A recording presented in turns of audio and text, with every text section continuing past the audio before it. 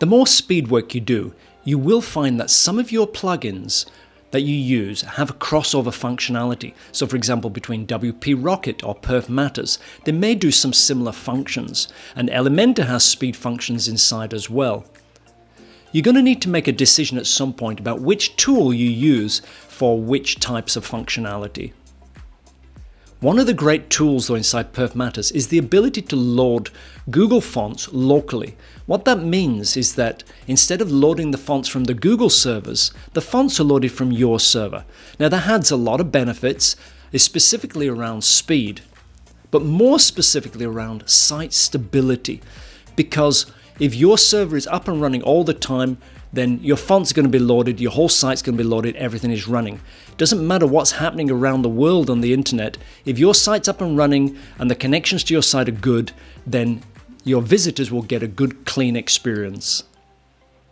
If you're loading resources such as fonts from third-party servers, and there's problems with the DNS or the local servers or something outside your control or the final source server, if there's a problem, then that will affect your site. By having everything on your site, then you can avoid those problems.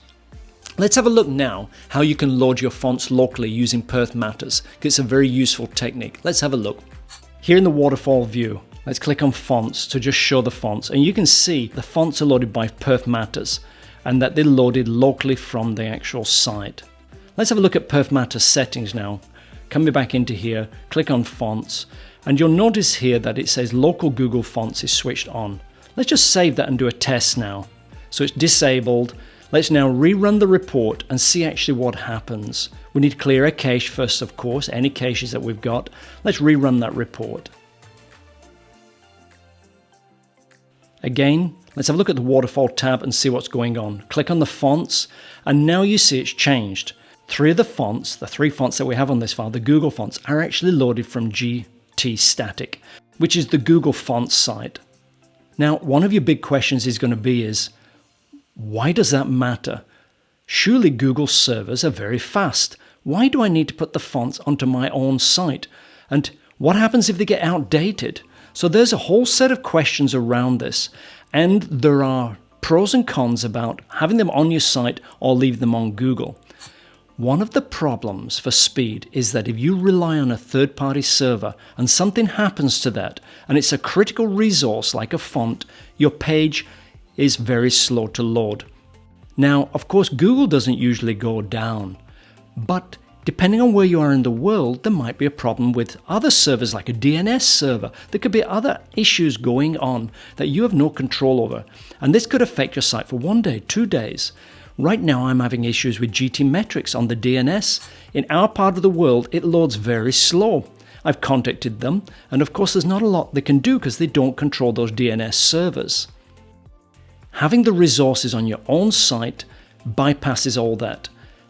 And because these are fonts, they will also be cached on your own server as well. And in people's browsers, they're usually cached. So fonts tend to load very quick. But at the end of the day, if a font is loading from a third-party server, there are risks because you do not control those servers.